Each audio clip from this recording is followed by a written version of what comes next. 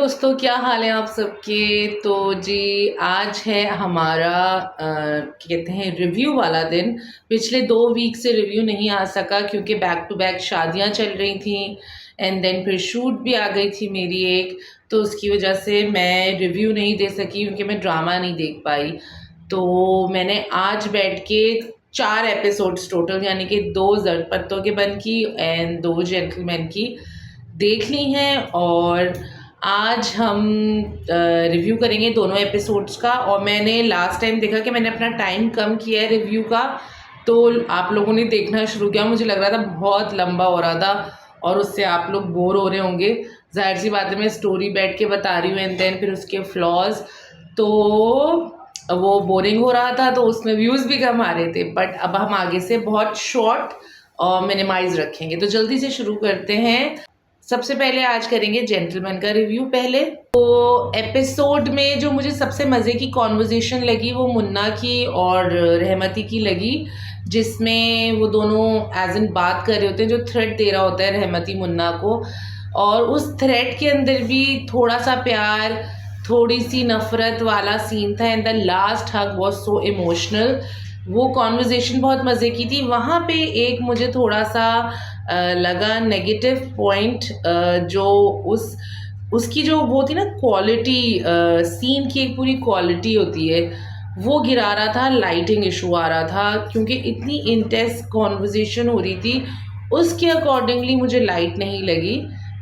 बहुत ही मतलब ये एक टेक्निकल इशू है। आई होप कि आगे के आने वाले एपिसोड्स जो हों उनमें बेटर तरीके से शूट किए गए हुए हों इंटेंस सीक्वेंसेस। फिर आता है मिफ्रा का एक डायलॉग जिसमें वो बोलती है, डायलॉग में बोल के बताती हूँ। मिफ्रा बोलती है, ज़िद्दी मर्द एंड गाड़ी के पीछे भागते हुए कुत्ते में कोई फ़र्क नहीं होता। अब मुझे ये चीज़ ना समझ नहीं आ रही कि इस डायलॉग को मैं पॉजिटिव लूँ या इस डायलॉग को मैं नेगेटिव लूँ, क्योंकि ज़िद्दी मर्दों का कंपैरिजन भागते हुए कुत्तों के साथ कर दिया। अब अगर जो लोग देख रहे होंगे, वो जो लड़कियां कनेक्ट कर पा रही होंगी, उनको अच्छा लग रहा होगा, और कुछ लड़के इससे, कुछ नहीं, काफ़ी सारे मर्द जो हैं इस चीज़ से वो बोल रहे होंगे कि यार मतलब हमारा कंपैरिजन कुत्तों से कर दिया। तो डायलॉग्स में बोल रही थी ना, डायलॉग्स कहीं पे अच्छे होते हैं, कहीं पे ऐसे होते हैं, कुछ समझ नहीं आता। और इस डायलॉग पे थोड़ा सा अटपटा सा लगा, पर मुझे समझ नहीं आया मैं क्या रिएक्शन दूँ इसके ऊपर। आप लोग बताइएगा अगर आप लोगों का कोई रिएक्शन है इस चीज़ के ऊपर। आप लोग तो देख चुके होंगे, पर जब मेरा रिव्यू देखिए इस ड्रामे में मैं ये बात करूँ तो कितने लोगों को ये चीज़ अटपटी सी लगी, आप लोग बताइएगा। फारिस एंड मिफ्रा की वही टॉक्सिक बातें, मुझे लगने लगा है कि दोनों ना एक दूसरे को ही डिज़र्व करते हैं। जितने टॉक्सिक है ना दोनों, तो मुझे लग रहा है कि दोनों एक दूसरे को ही डिज़र्व करते हैं। इन दोनों का साथ एकदम परफेक्ट है। इन दोनों को साथ में ही होना चाहिए। और देखिए, जब यहाँ पे मिफ्रा और उसकी बात हो रही होती है, फारिस की, जहाँ पे वो शादी की बात कर रही होती है कि वो तुम्हें रिंग वापस कर देगी और ये करेगी वो करेगी, उस वक्त जो लाइटिंग हुई हुई है ना, वो लाइटिंग बहुत अच्छी है। पर जब इतनी इम्पॉर्टेंट कॉन्वर्जेशन हो रही थी, वहाँ पे लाइट अच्छी नहीं है। Light creates drama. तो आप एक ड्रामा क्रिएट कर रहे हो तो उस हिसाब से लाइट भी मुझे लगता है होनी चाहिए, क्योंकि लाइटिंग इश्यूज बहुत हैं यहाँ पे ना। इतनी बड़ी बड़ी नाकें लग रही हैं लोगों की, और फिर जहाँ पे ज़रूरत होती है लाइट को थोड़ा सा इंटेंसिफाई होने की, वहाँ पे वो नहीं होती। वो ड्रामा क्रिएट नहीं हो पा रहा होता लाइट के थ्रू। मुझे एक और बहुत मज़े का सीन लगा जब मुन्ना आता है और उसके अब्बा से बात करता है ज़ारनब के अबाउट उसकी हिफाजत करना। तो वो सीन इतना अनईजी था, मतलब इतनी उसमें अनईजीनेस थी, क्योंकि ऑब्वियसली उसके अब्बा एक गुंडा आया हुआ है घर में, तो वो कंफर्टेबल नहीं थे। दूसरी तरफ ज़रनब कंफर्टेबल थी, पर वो जो एक स्वीटनेस थी ना, the way Humayun was talking to that uncle, तो मतलब इट वाज वेरी स्वीट। मतलब कॉन्वर्जेशन ना सीरियस थी, पर उसमें एक स्वीटनेस थी, वो बहुत मुझे अच्छी लगी। वो बहुत अच्छे से कैप्चर की डायरेक्टर ने। एंड देन एपिसोड 11 का एंड होता है जब वो उसके बाजू पे आई गेस कुछ तावीज़ बांधती है कि अब तुम्हारी अल्लाह हिफाजत करेगा। तो with a romantic seen the episode 11 ends. Now will go towards episode 12। Episode 12 वहीं से शुरू होती है जब मुन्ना निकलता है एंड देन फारिस आता है मिलने के लिए एंड देन यमुना उससे अपनी इंगेजमेंट तोड़ देती है। एंड बीइंग द अब्बा, वो बेचारे ऐसे हो रहे होते हैं जरनाब के अब्बा के, एक अम्मा अब्बाओं की कश्मकश होती है ना कि मतलब बेटी सेटल भी हो जाए, अच्छी जगह सेटल हो एंड उसे प्रॉब्लम भी नहीं हो, देन कुछ कॉम्प्रोमाइज़ भी करने हों। तो ऐसी बहुत सारी चीज़ें होती हैं जो हमारे पेरेंट्स गो थ्रू करते हैं अपने बच्चों की शादियों के टाइम पे।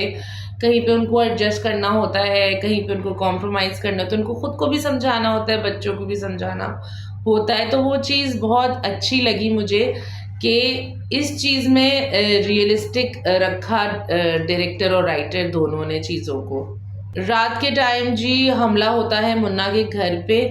वो सीक्वेंस इतना बुरा शूट हुआ था, बहुत ही बुरा शूट हुआ था। मतलब एक सीन को इंटेंसिफाई करने के लिए ना कि उसका टेंशन बिल्ड हो कि टेंशन है, कुछ हो रहा है, गोलियां चल रही हैं।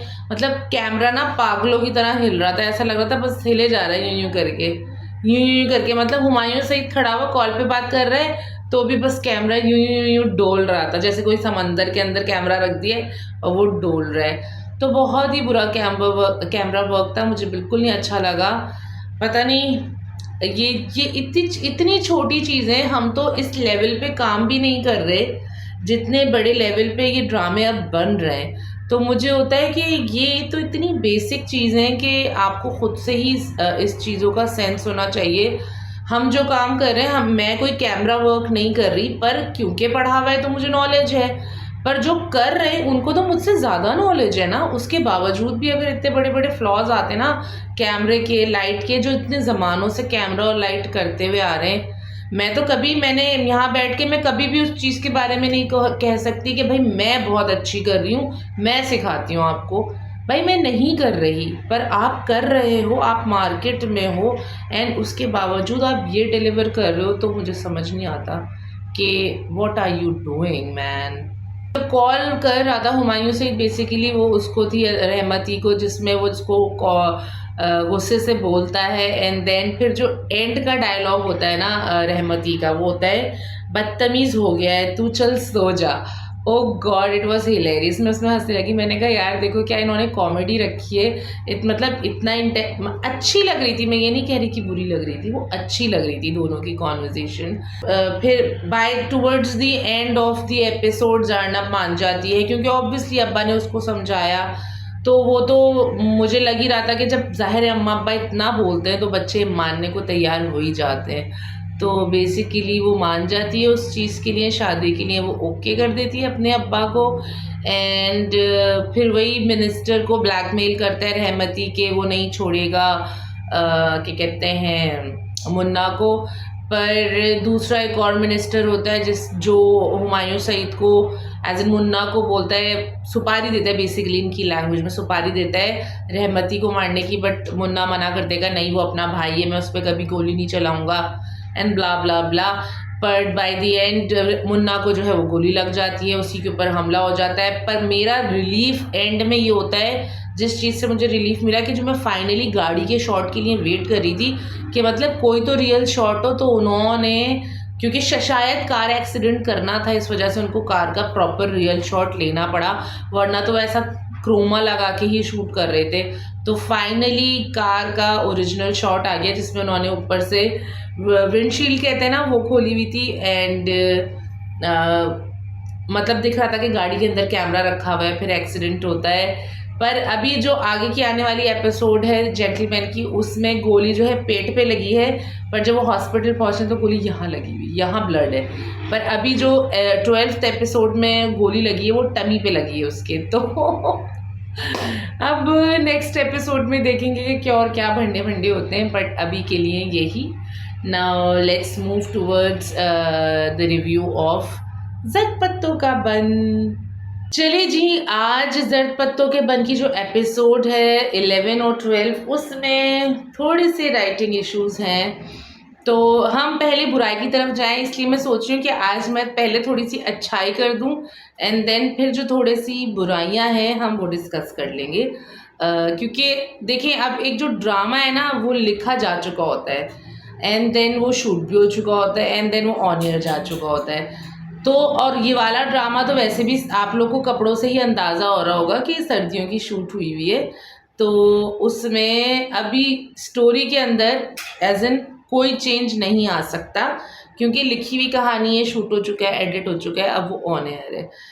तो ऐसा नहीं है कि राइटर कुछ चेंजेस कर लेंगे, ऐसे ही जेंटलमैन के बारे में भी होगा कि वो शूट हो चुका होगा, कुछ भी नहीं चेंजेस हो सकते, बस एडिट में जाके चेंजेस अगर हो सकेंगे तो हो जाएंगे। बट स्टिल अगर स्टोरी के बारे में डिस्कस कर रही हूँ और अगर कुछ स्टोरी के बारे में बता रही हूँ तो वो बेसिकली आप लोग की अवेयरनेस के लिए भी है कि आप लोग जब देखें, बेसिकली ऑडियंस का रोल बहुत इम्पॉर्टेंट होता है। अगर ऑडियंस अच्छी कहानी और बुरी कहानी का फ़र्क जान जाए ना तो हमारी ड्रामा इंडस्ट्री में बहुत अच्छे ड्रामे बनने लगेंगे। पर लोगों को अब पता नहीं होता, बस जो एक चल रही होती है ना, मतलब सीक्वेंस से एक चीज़ चली आ रही है, रिवायत बन गई है, तो बस वो लोग उसको फॉलो करते रहते हैं। तो अगर तो लोग समझेंगे और बुरी चीज़ों को देखना बंद कर देंगे तो फिर वो ड्रामे भी बनना बंद हो जाएंगे और फिर ऑब्वियसली फॉर्चुनेटली हमारी इंडस्ट्री में अच्छा ही काम बनेगा। बहुत सालों में जाके कोई अच्छे ड्रामे आते हैं और इस वक्त ज़र्द पत्तों का मन एक बहुत बड़ी एग्जाम्पल है कि बहुत बहुत अच्छा ड्रामा लिखा हुआ है। बट कोई भी मैं यही बोल रही हूँ कि पहले अच्छी बातें बोलते हैं, कोई भी परफेक्ट नहीं होता। मैं भी अगर कभी कुछ लिखूंगी बैठ के तो मैं भी कहीं ना कहीं गलती करूंगी, कहीं ना कहीं मैं भी अटकूंगी। तो कि मुझे जब मैं अटक जाऊंगी तो मुझे समझ नहीं आएगा, तो मैं भी चीज़ों को बोलूँगी यार चलो इस चीज़ को छोड़ दें, आगे चलते हैं, आगे बढ़ते हैं। तो वो गलतियाँ हो जाती हैं इंसान से ना, तो ऐसे ही कभी इक्का दुक्का मिस्टेक हो जाना कहानी में, पर पूरे के पूरे ड्रामे ही इतने बुरे बन रहे हैं आजकल। तो वो चीज़ आप लोगों का समझने का काम है कि आप लोग समझो, बुरे ड्रामे नहीं देखो। नहीं देखोगे उनको टीआरपी नहीं मिलेगी, वो ड्रामे बंद हो जाएंगे, वैसे ड्रामा फिर नेक्स्ट टाइम नहीं बनेगा। तो प्लीज़, इसलिए मैं स्टोरी अगर बताती हूँ कि स्टोरी में ये चीज़ अच्छी है या गलत है, तो इसलिए ताकि आप लोग को, जो लोग देख रहे हो, चाहे मेरी वीडियो से 10 लोग जाने, 10 नहीं चलो 1 जाने, पता तो चलेगा ना, वो 1-10 लोगों को बता सकेगा कि यार ये नहीं, ये सही है, ये गलत है, ये सही है, ये गलत है। चाहे एक बंदा, वो बोलते हैं ना एक बंदा भी बहुत है, अगर एक बंदा समझ जाए ना तो वो अपने आसपास के लोगों को समझा सकता है। तो आगे चलते हैं। बहुत ही कॉम्प्लिकेटेड टॉपिक्स होते हैं जर्द बत्तों के बन पे, जैसे कि आपको पता है सोशल अवेयरनेस के ऊपर बातें होती हैं। तो वो कॉम्प्लिकेटेड टॉपिक्स को बहुत सिंप्लिसिटी के साथ ना डायरेक्टर ने बहुत अच्छे तरीके से हमेशा शूट किया है एंड बताया है और दिखाया है। उसके बाद मुझे टीपू, एज एन आप लोग जानते होंगे जो टीपू हमारे वो बने हुए मौलवी साहब, उनकी मुझे सबसे अच्छी चीज़ ये लगी है राइटर की, उन्होंने ऐसा मौलवी दिखाया है जिससे बात की जा सकती है, सज्जल जाके उनसे बात करती है, उनसे क्वेश्चन करती है। ये रिलेशनशिप ना इतना कॉमन नहीं है, मतलब आप लोग को नहीं दिखेगा कि कभी भी कोई मौलवी इतना डायरेक्टली आपके क्वेश्चंस का आंसर कर रहा हो या कुछ हो, मतलब इस लेवल पे कॉन्वर्जेशन हो रही हो वन ऑन वन। बट उन्होंने रिलीजन को और जो हमारे सोशल इश्यूज हैं उन दोनों को साथ में लेकर आ गए। तो ये इतनी अच्छी चीज़ है ना कि अगर ये चीज़ हो जाए इम्प्लीमेंट पूरी पाकिस्तान में, तो कितने सारे हमारे इश्यूज हों जो रिलीजियस हों, सोशल इश्यूज हों, जिनके मसलों का हल निकाला जा सके। क्योंकि बहुत सारे लोग दीन को लेके उल्टी सीधी बातें करते हैं एंड देन दीन के आड़ में अपने एजेंडाज फुलफिल कर रहे होते हैं। तो हम खैर दीन की तरफ नहीं जाते, हम कहानी की तरफ बढ़ते हैं आगे। ये 2 अच्छी बातें हो गई। एक तो टीपू की एक्टिंग बेतहाशा बेहतरीन, बेतहाशा बेहतरीन क्या वर्ड निकाला है मैंने, बेतहाशा बेहतरीन, मतलब बहुत ही शानदार उनकी एक्टिंग है। उसके बाद जी अभी 2 एपिसोड्स को मैं मिला के बता रही हूँ, तो जाहिर सी बात है मैंने जो ना इसमें फ्लॉज मुझे बहुत लगे थे दोनों एपिसोड में। तो जैसे जेंटलमैन का मैंने सीक्वेंस बाय सीक्वेंस बताया ना, इसका मैं नहीं बताऊंगी, इसका मैं ओवरऑल बताने लगी हूँ क्योंकि मेरे दिल के ना बहुत करीब है ज़रबत्तों का बन, मुझे बहुत अच्छा लग रहा है। तो वही बात है ना कि दिल को इतना पसंद है कि बुराई भी मैं सही से नहीं कर पा रही हूँ, बट जो हैं बुराइयाँ, जो गलतियाँ हैं हो गई हैं राइटर से, तो वो आप लोग को बताना तो ज़रूरी है ना, ताकि आप लोग भी समझ सकें कि क्या गलतियाँ होती हैं लिखते वक्त कहानी में। तो इन्होंने दिखाया कि किस तरीके से वो पढ़ने के लिए जा रही होती है एंड डॉक्टर से परमिशन लेती है, फिर देन जिसके घर में वो रह रहा है डॉक्टर, वो लोग कंसर्न्ड होते हैं कि गांव वाले बातें बनाएंगे। वो तो डेफिनेटली बननी ही है बातें, क्योंकि जो वहाँ के गांव का जो वो है ओनर, क्या कहेंगे, ठेकेदार वगैरह, उसके जो 2 लड़के हैं उनमें से एक आदमी जो दाढ़ी वाला है, वो कॉन्स्टेंटली इस चीज़ पे आमादा है कि मैं किसी तरीके से इन दोनों के कैरेक्टर को ख़राब कर दूँ गाँव वालों के सामने ना, डॉक्टर और सज्जल के। तो ये चीज़ तो होनी है, मैं इस चीज़ के लिए मेंटली प्रिपेयर हूँ। अब पता नहीं आगे पता ना हो, बट फ़िलहाल आई एम प्रिपेयर कि ये चीज़ होनी है, ठीक है। उसके बाद वो दोनों पढ़ रहे होते हैं एंड देन सज्जल उसको बताती है कि भाई गांव वाले आपको निकालना चाहते हैं। तो वो उसको एक स्कीम बताती है कि मेरे पास एक आइडिया है, आप ऐसा करें तो शायद लोग आपके फेवर में आ जाएं। एंड देन फिर डॉक्टर उस पर अमल करता है, वो बेसिकली डिस्पेंसरी में फ़ोन ऑन कर देता है। वही सब कहानी नहीं बतानी मुझे, आप लोगों ने देखी हुई है। तो वहाँ पे जो है डॉक्टर और अफजल एज इन जो कंपाउंडर हैं उनकी बातचीत होती है, जिसमें वो बोलते हैं तुम नहीं चाहते ना मैं रहूँगा, एंड देन वो चले जाते हैं। जब वो जा रहे होते हैं, जाने के बाद कंपाउंडर के पास एक बच्चा आता है एंड देन वो बताता है कि कुछ हो गया है। देन वो भाग के जाते हैं, अफजल द कंपाउंडर, वो घर पहुंचते हैं एंड वो देखते हैं कि एक बच्ची बेड पे पड़ी है एंड उसके ऊपर से जब चादर हटाते हैं ना, तो उन्होंने दिखाया नहीं है, ये एपिसोड 11 है, कि दिखाया नहीं है कि बच्ची को क्या हुआ है। बट जो उनका रिएक्शन था, मैं समझी कि बच्ची का रेप हो गया है। और गांव देहातों में ऐसे बहुत सारी अब स्टोरीज आने लगी है निकल के कि इतनी छोटी बच्ची का रेप हो गया, इतने मंथ्स की बच्ची का रेप हो गया। तो मेरा तो दिल ना ऐसा, मैं अच्छी हुई थी, ओ गॉड ये दिखाएंगे क्या ओ गॉड। मैं अजीब सी हो गई। पहले तो मुझे ये था कि पैमरा है, मतलब पैमरा की वजह से दिखा तो नहीं सकते, पर ये सोच कर ही ना मेरा दिल अजीब सा हो गया था कि यार रेप हो गया है शायद, क्योंकि अफजल का एक्सप्रेशन ऐसा था ना कि अजीब सा था। एंड देन फिर वो रोना देखकर, तो it was all so scary. And फिर जाती है बात दूसरी एपिसोड के ऊपर, तो वहाँ से आता है कि कॉल करके वो उसको बुलाते हैं डॉक्टर को वापस, क्योंकि डॉक्टर तो जा चुका है, आप लोगों ने देखा होगा। फिर डॉक्टर को जब बुलाता है तो डॉक्टर आके बच्ची को देखता है, और इतना कैजुअली देखा जा रहा है ना, डॉक्टर अंदर से बाहर आया और फिर बताया कि जी उसकी पसलियाँ टूट गई हैं। मतलब इतना बड़ा जो ड्रामा क्रिएट हुआ था 11th एपिसोड में, उसका जो बबल फूटा, उस बबल में से कुछ भी नहीं निकला, उसकी पसलियाँ टूटी थी। ऑब्वियसली कुछ भी नहीं, मतलब कुछ तो हुआ है बच्ची को, पर बताने का पर्पस ये कि एक इतनी बड़ी चीज़ दिखाई थी एंड देन हुआ क्या, कुछ भी नहीं। इतना मतलब पसलियाँ टूटी हैं, तो एक्सप्रेशन इतना लाउड था कि पता नहीं क्या हो गया। एनीवेज उनकी अपनी जस्टिफिकेशन होगी कि ऐसा क्यों एक्सप्रेशन दिया उन्होंने, एंड डायरेक्टर ने भी ओके करा। पर फिर इतना इन्होंने बच्ची ने मर गई, ठीक है, पसलियाँ टूट गई, उसकी इंटरनल ब्लीडिंग हो रही होंगी, बच्ची ने मर जाना था, बच्ची मर गई।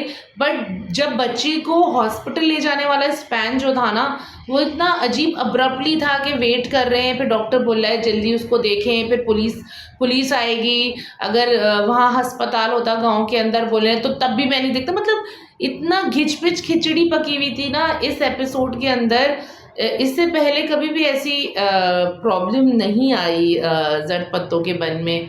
एंड देन फिर मैंने पिछली एपिसोड्स में जो हुई हैं पहले, उसमें मैंने बोला कि छोटे छोटे कैरेक्टर्स की भी ना इतनी इंपॉर्टेंट डिटेल्स पे फोकस किया जो अमूमन लोग नहीं करते।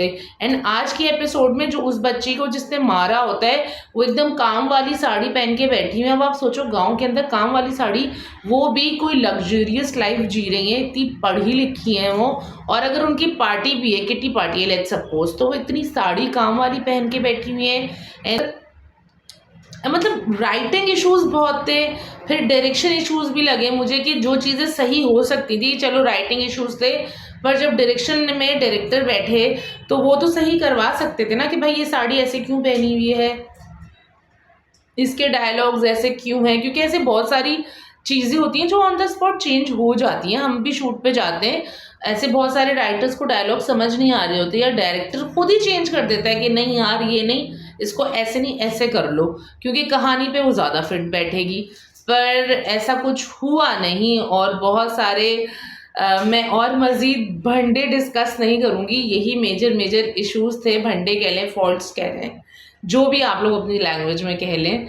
ये कुछ इश्यूज़ थे जो मुझे काफ़ी डिस्टर्बिंग लगे। एंड देन फिर उसका जो बच्ची का बाप है, he was so cruel man, oh God, मुझे उससे उसकी उसकी कास्टिंग बिल्कुल परफेक्ट हुई है। उसकी शक्ल से मुझे नफ़रत आ रही थी, शदीद नफ़रत। बच्ची को चोट लगी हुई है एंड देन वो मतलब क्या कर रहा है वो यार, पैसे ऐंठ रहा है। मुझे लगता है वाकई में ऐसा ही होता होगा यार, गांव में लोग इतने इतने बच्चे पैदा कर लेते हैं, शायद इसी वजह से कि वो काम करवाएंगे उनसे। समझ नहीं आता मुझे लोगों का ना, मतलब बच्चे अजीब। इन 2 एपिसोड्स को देख के ना दिल अजीब भी हुआ सोच के कि जिन जगहों पे ये सब हो रहा है वहाँ कैसे लोग ज़िंदगी जी रहे हैं। पर फिर कुछ जो फ्लॉज थे उनको देख के भी ना थोड़ा सा अजीब सा ऐसा लगा। तो ये 2 एपिसोड्स मुझे कुछ ख़ास मज़े की नहीं लगी। तो यही मेरा रिव्यू है इन दोनों ड्रामों के लिए। आई होप आप लोग को कुछ मेरी डिस्क्रिप्शंस और डिटेल्स समझ में आई हों, और जो मैं कोशिश कर रही हूँ समझाने की आप लोग समझें, और इन फ्यूचर हमारी ड्रामा इंडस्ट्री का जो एक चेहरा है वो तब्दील हो इंशाल्लाह ताला। बस तो हम एंड करते हैं आज के रिव्यू को। आपसे मिलेंगे नए रिव्यू के साथ। अपना ख्याल रखिएगा। अल्लाह हाफ़िज़।